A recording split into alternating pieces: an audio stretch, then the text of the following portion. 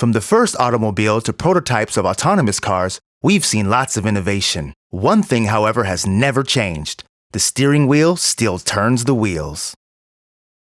Meanwhile, in aviation, fighter jets broke the sound barrier, and it was increasingly difficult to pilot them.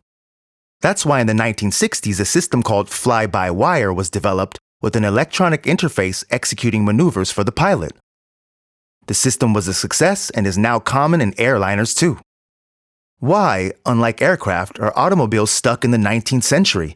People got used to cars crashing. When a plane crashes, all the technologies are examined by national safety authorities.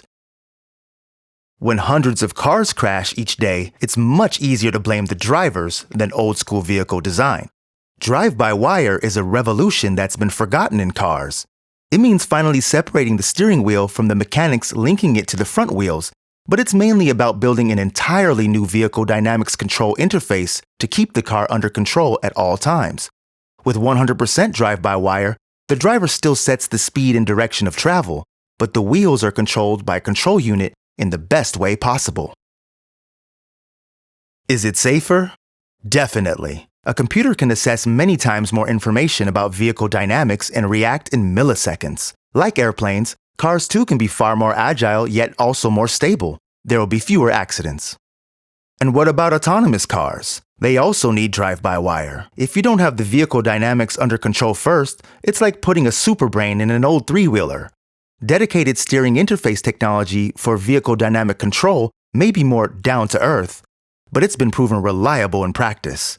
In the development of autonomous cars, it will help reduce the number of accidents and also save computing power.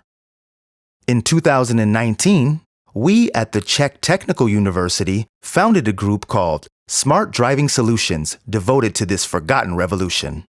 We are an international team comprising experts from the aviation and automotive industries.